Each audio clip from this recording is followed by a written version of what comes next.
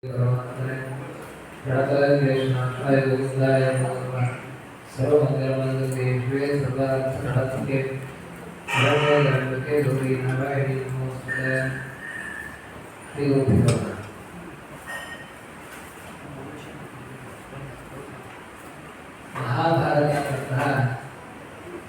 ಇತಿಹಾಸವನ್ನು ನಾವೆಲ್ಲ ತಿಳಿದಿದ್ದೇವೆ. ಇದರಲ್ಲಿ ಕೇವಲ ಪಾಂಡವರ ಕೌರವರ ಕಥೆ ಮಾತ್ರ ಇದೆ ಅಂತ ನಾವು ಅಂದ್ಕೊಂಡಿದ್ದೇವೆ. ಮಹಾಭಾರತ ಅಂತ ಹೇಳಿದ್ರೆ ಈ ಯುದ್ಧ, ಈ ಕೃಷ್ಣನ ಕಥೆಗಳಿದೆ ಆದರೆ ಅದರಲ್ಲಿ ಮಹಾಭಾರತದಲ್ಲಿ ನಮ್ಮ ವಿಶ್ವದಲ್ಲಿ ಏನೆಲ್ಲ ವಿಚಾರಗಳಿದ್ದಾವೆ ಎಲ್ಲ ವಿಚಾರಗಳನ್ನು ಕೂಡ ಆ ಮಹಾಭಾರತ ಅನ್ನುವಂತಹ ಗ್ರಂಥದಲ್ಲಿ ವೇದವ್ಯಾಸರು ತುಂಬಿಸಿದ್ದಾರೆ. ಅದರಿಂದ ಅದರ ಹೆಸರು ಹೇಳುವಂತೆ ಮಹಾತ್ಮ ಭಾರತ ಮಹಾಭಾರತ ಮುಖ್ಯತೆ ಅಂತ ಹೇಳಿ ಅರ್ಥದಲ್ಲಿ ಬಹಳ ಮಹತ್ವಪೂರ್ಣವಾದಂತಹ ಗ್ರಂಥ. ಹಾಗೂ ಅದರ ವಿಸ್ತಾರವೂ ಕೂಡ 1,00,000 ಶ್ಲೋಕ ಇರುವಂತಹ ಗ್ರಂಥ. ಅದರಿಂದ ಎರಡು ಕಾರಣದಿಂದ ಅರ್ಥದ ಭಾರದಿಂದಲೂ ಗ್ರಂಥದ ಶ್ಲೋಕದ ಬಾಹುಲ್ಯದಿಂದಲೂ ಕೂಡ ಈ ಗ್ರಂಥವನ್ನು ಮಹಾಭಾರತ ಅಂತ ಹೇಳಿ ಕರೀತಾರೆ ಅಂತೇಳಿ ಪುರಾಣಗಳು ತಿಳಿಸಿಕೊಡ್ತಾರೆ.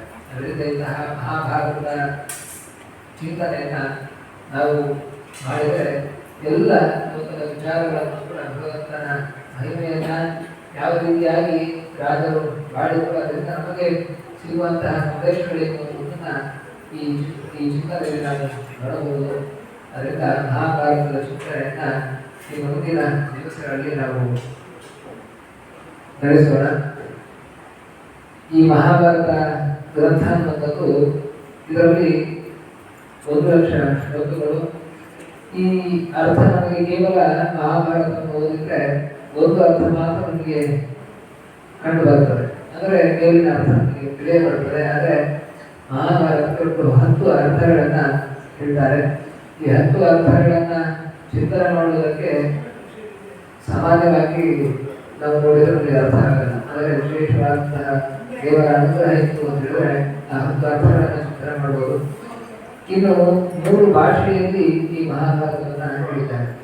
ಒಂದು ಮನು ಅಂತ ಹೇಳಿ, ಇನ್ನೊಂದು ಮನ್ವಾದಿಗೆ ಎತ್ತಿರುವುದೇ ಶಾಸ್ತ್ರೀಕಾಲೇ ಪ್ರಚೋಪರಿತರಾಗುವುದೇ ಭಾರತ ಪರಿಶಿಕ್ಷತೆ ಅಂತ ಹೇಳಿ ಭಾರತದ 3 ರೀತಿಯಲ್ಲಿ ಭಾರತವನ್ನು ತಿಳಿಸಿಕೊಡ್ತಾರೆ. ಒಂದು ಮನ್ವಾದಿ ಮನು ಅನ್ನುವಂತಹ ಭಾಷೆಯಲ್ಲಿ, ಇನ್ನೊಂದು ಆಸ್ತಿಕ, ಇನ್ನೊಂದು ಉಪರಿತರ ಅಂತ ಹೇಳಿ. ನಾವು ಏನು ಕಥೆಯನ್ನ ಏನೆಲ್ಲ ಪಾಂಡವರ ಕೌರವರ ಕಥೆಯನ್ನ ಅಥವಾ ಬೇರೆ ರಾಜರ ಕಥೆಗಳನ್ನು ಹೇಳ್ತೇವೆ ಇದೆಲ್ಲ ಆಸ್ತಿಕ ಅನ್ನುವಂತಹ ಭಾಷೆಯಲ್ಲಿ ಹೇಳಿರುವಂಥದ್ದು. ಇನ್ನು ಒಬ್ಬೊಬ್ಬರು ಒಂದೊಂದು ಕ್ಯಾರೆಕ್ಟರು ಒಂದೊಂದು ಗುಣವನ್ನು ತಿಳಿಸುವಂಥದ್ದು. ಧರ್ಮರಾಜ ಅಂತ ಹೇಳಿದ್ರೆ ಅವನು ಧರ್ಮವನ್ನು ಪ್ರತಿನಿಧಿಸುವಂತಹ ವ್ಯಕ್ತಿ. ಭೀಮ ಅಂತ ಹೇಳಿದ್ರೆ ಅವನು ಬಲಕ್ಕೆ ಪ್ರತಿನಿಧಿಸುವಂತಹ ವ್ಯಕ್ತಿ. ಈ ಅರ್ಜುನ ಅಂತ ಹೇಳಿದ್ರೆ ಅವನು ಶೀಲ, ಸೌಂದರ್ಯ, ಇದಕ್ಕೆ ವಿನಯ, ಇದಕ್ಕೆಲ್ಲ ಇದನ್ನು ಪ್ರತಿನಿಧಿಸುವಂತಹ ವ್ಯಕ್ತಿ. ಹೀಗೆ ಒಂದೊಂದು ಕ್ಯಾರೆಕ್ಟರ್ ಇದ್ದರೆ ಅದು ಒಂದೊಂದು ಗುಣವನ್ನು ಪ್ರತಿನಿಧಿಸುವಂಥದ್ದು. ಅದರಿಂದ ಮಹಾಭಾರತವನ್ನು ನಾವು ಓದ್ತಾ ಇದ್ದರೆ ಧರ್ಮರಾಜನ ಬಗ್ಗೆ ಯುಧಿಷ್ಠಿರನ ಬಗ್ಗೆ ನಾವು ಕೇಳ್ತಾ ಇದ್ದೇವೆ ಅಂತ ಹೇಳಿದ್ರೆ ಅವನು ಆ ಮೂಲಕ ನಾವು ಧರ್ಮದ ಬಗ್ಗೆ ತಿಳಿದುಕೊಳ್ಳುವಂತಹ ಅವಕಾಶ ಸಿಗ್ತದೆ. ಹೀಗೆ ಈ ದೃಷ್ಟಿಯಲ್ಲಿ ಮಹಾಭಾರತ ಹೊರಟಿದೆ. ಒಂದು ಕೇವಲ ಕಥೆ ಇತಿಹಾಸದ ರೂಪದಲ್ಲಿ, ಇನ್ನೊಂದು ಆ ವ್ಯಕ್ತಿಗಳ ಮೂಲಕ ಆ ಗುಣವನ್ನು ಚಿಂತನೆ ಮಾಡುವ ರೀತಿ, ಇನ್ನೊಂದು ಉಪರಿಸರ ಅರ್ಥದಲ್ಲಿ. ಅಂದರೆ ಸರ್ವವೂ ಕೂಡ ಒಂದೊಂದು ಮಹಾಭಾರತದ ಶಬ್ದಗಳು ಕೂಡ ಒಂದೊಂದು ಶ್ಲೋಕವು ಕೂಡ ಅದು ಭಗವಂತನನ್ನೇ ನಾರಾಯಣನನ್ನೇ ಹೇಳುವಂಥದ್ದು, ಅವನ ಗುಣ ಚಿಂತನೆಯನ್ನೇ ಮಾಡುವಂಥದ್ದು. ಹೀಗೆ 3 ರೀತಿಯಲ್ಲಿ ನಮಗೆ ಈ ಮಹಾಭಾರತ ತೆರೆದುಕೊಳ್ಳುತ್ತದೆ. ನಾವು ಇತಿಹಾಸದ ರೀತಿಯಲ್ಲಿ ಅದರಲ್ಲಿ ಆದಷ್ಟು ಚಿಂತನೆಗಳನ್ನು ನಾವು ಮಾಡೋಣ. ಮೊದಲಿಗೆ ಮಹಾಭಾರತ ಮಂಗಳ ಶ್ಲೋಕ. ನಾರಾಯಣ ಸುರಗುರು ಜಗದೇಕನಾಥಂ ಭಕ್ತಪ್ರಿಯಂ ಸಕಲಲೋಕನಮಸ್ಕೃತಂಚ ಪ್ರೈವೃತ್ಯವರ್ಜಿತಂ ಅಜಂ ವಿಭುಂ ಆದ್ಯಂ ಈಶಂ ಮಂಗಯ ಭವತ್ಕಂ ಅವರಾತ್ರಸಿದ್ಧಮದ್ಯಂ. ಮಹಾಭಾರತದಲ್ಲಿ ಮುಖ್ಯವಾಗಿ ಯಾರನ್ನ ಸ್ತುತಿ ಮಾಡುತ್ತಾರೆ, ಯಾರನ್ನ ಹೇಳ್ತಾರೆ ಅನ್ನೋ ಮೂಲಕ ಮಂಗಳಾಷ್ಟಕ ಪ್ರಾರಂಭವಾಗ್ತದೆ. ಯಾವಾಗಲೂ ಕೂಡ ನಾವು ಯಾವ ನಮ್ಮ ಧರ್ಮಶಾಸ್ತ್ರವನ್ನು ನೋಡಿದ್ರು ಕೂಡ ಮೊದಲಿಗೆ ಮಂಗಳಾಷ್ಟಕವನ್ನ ಪಠಣೆ ಮಾಡಿ ನಂತರ ಗ್ರಂಥ ಆರಂಭವಾಗ್ತದೆ. ಮಂಗಳಾಷ್ಟಕವನ್ನು ಯಾಕೆ ಹೇಳಬೇಕು ಅಂತ ಹೇಳಿದ್ರೆ ಆ ಶ್ಲೋಕವೇ ಹೇಳುವಾಗೆ ನಮಗೆ ಅದರಿಂದ ಶುಭವನ್ನು ಉಂಟು ಮಾಡ್ತದೆ. ಇನ್ನೊಂದು ಆ ಮಂಗಳಾಷ್ಟಕದಿಂದ ಆ ಗ್ರಂಥ ಅನ್ನುವಂಥದ್ದು ಏನು ಉದ್ದೇಶದಿಂದ ಪ್ರಾರಂಭವಾಗಿರ್ತದೆ ಅದು ಪರಿಪೂರ್ಣವಾಗಿ ಸಮಾಪ್ತಿವಾಗ್ತದೆ, ಪರಿಪೂರ್ಣವಾಗ್ತದೆ ಅನ್ನೋದಕ್ಕೆ ಮಂಗಳಾಚರಣೆಯನ್ನು ಮಾಡಬೇಕು ಅಂತ ಹೇಳಿ ರಾಷ್ಟ್ರಗಾರರು ತಿಳಿಸಿದ್ದಾರೆ. ಅದರಿಂದ ಮಂಗಳಾಷ್ಟಕವಾಗಿ ಮಹಾಭಾರತದ್ದು. ಇಲ್ಲಿ ನಾರಾಯಣನ ಗುಣಚಿಂತನೆಯನ್ನ ಈ ಮೊದಲ ಮಂಗಳ ಪದ್ಯದಲ್ಲಿ ತಿಳಿಸಿಕೊಡ್ತಾರೆ. ಅದರಲ್ಲಿ ನಾವು ಮೊದಲ ಪದ್ಯದ ಮೊದಲ ಗುಣವರ್ಣನೆಯನ್ನು ಚಿಂತನೆ ಮಾಡೋಣ. ನಾರಾಯಣ ಅಂತ ಹೇಳಿದ್ರೆ ಏನು ಅದರ ಅರ್ಥ ಅಂತ ಹೇಳಿದ್ರೆ ಅರ ಅಂತ ಹೇಳಿದ್ರೆ ದೋಷ ಅಂತ ಹೇಳಿ ಅರ್ಥ. ಇಲ್ಲಿ ನಾರಾಯಣ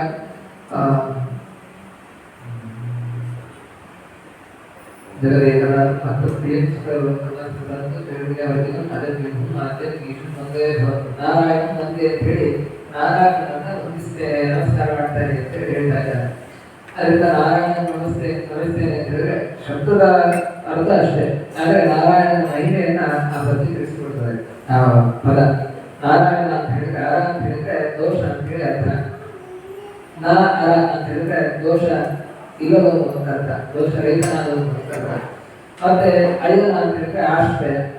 ಯಾರಿಗೆ ಆಶ್ರಯ ಅಂತ ಹೇಳಿದ್ರೆ ಗುಣಗಳಿಗೆ ಆಶ್ರಯ. ಹೀಗೆ ದೋಷರಹಿತನಾಗಿ ಗುಣಪೂರ್ಣನಾಗಿರುವಂತಹ ಆ ಭಗವಂತನನ್ನ ನಮಿಸ್ತೇನೆ ಅಂತ ಹೇಳಿ ಮೊದಲಿಗೆ ಭಗವಂತ ಹೇಗಿದ್ದಾನೆ, ದೇವರು ಹೇಗಿದ್ದಾನೆ ಹೇಳಿದ್ರೆ ಯಾವ ದೋಷವೂ ಇಲ್ಲ, ಅದು ಯಾವ ಕಾಲದಲ್ಲೂ ಇಲ್ಲ, ಯಾವ ದೇಶದಲ್ಲೂ ಇಲ್ಲ. ಹೀಗೆ ಅನಾದಿ ಕಾಲದಿಂದ ಅನಂತ ಕಾಲದವರೆಗೆ ದೋಷರಹಿತನಾಗಿ ಪೂರ್ಣನಾಗಿ ಸದ್ಗುಣಗಳಿಂದ ಕೂಡಿದವನಾಗಿ. ಗುಣ ಅಂತ ಹೇಳಿದ್ರೆ ನಾವು ಲೋಕದಲ್ಲಿ ಕಲಿಯುವಂತಹ ಗುಣ ಅಂತ ಹೇಳಿ ಅರ್ಥ ಅಲ್ಲ. ನಮ್ಮಲ್ಲಿ ಯಾರೋ ಒಬ್ಬ ಒಳ್ಳೆಯ ಕೆಲಸ ಮಾಡ್ತಿದ್ದಾನೆ, ಇನ್ನೊಬ್ಬರಿಗೆ ಪರೋಪಕಾರ ಮಾಡ್ತಾ ಇದ್ದಾನೆ, ಒಳ್ಳೆ ಸ್ನೇಹಿತ, ಒಳ್ಳೆ ಬುದ್ಧಿಶಾಲಿ, ಒಳ್ಳೆ ಬಲವಂತ, ಈ ರೀತಿಯಾದಂತಹ ಗುಣಗಳಿಗೆ ಕುಂತಿದವನು ಅಂತ ಹೇಳಿ ಎಲ್ಲ ಭಗವಂತ. ಅವನಿಗೆ ಈ ಲೋಕದ ಗುಣಗಳು ಇದೆಲ್ಲವೂ ಕೂಡ ಪ್ರಕೃತಿಗೆ ಸಂಬಂಧಪಟ್ಟಂತ ಅಂದ್ರೆ ಸತ್ಕಾರ ಗುಣಗಳು, ಈ ಮೂರು ಗುಣಗಳಿಂದ ನಿರ್ಮಿತವಾದಂತಹ ಎಲ್ಲವೂ ಅದಕ್ಕೆ ಸಂಬಂಧಪಟ್ಟಿರುವಂಥದ್ದು. ಆದರೆ ಭಗವಂತ ಇದಕ್ಕಿಂತ ಬೇರೆ ಯಾವುದೊಂದು ಇದರಿಂದ ಹೊರತಾಗಿರುವವನು ಅಪರಾಧನಾದವನಾದ್ರಿಂದ ಅವನ ಎಲ್ಲ ಗುಣಗಳು ಕೂಡ ಅವನ ಸ್ವರೂಪವೇ, ಭಗವಂತನ ಸ್ವರೂಪವೇ. ಅದರಿಂದ ಅಂತಹ ಸಂಪೂರ್ಣದಂತಹ ನಾರಾಯಣನನ್ನ ನಮಸ್ಕಾರ ಮಾಡ್ತೇನೆ ಅಂತ ಹೇಳ್ತಾ ಭಗವಂತರ ಹಿರಿಯ ದೈವದ ಗುಣಚಿಂತನೆ ನಮಗೆ ಮಾಡ್ತಾರೆ. ಇನ್ನು ನಾಳೆ ವಿಷಯ ನಮಗೆ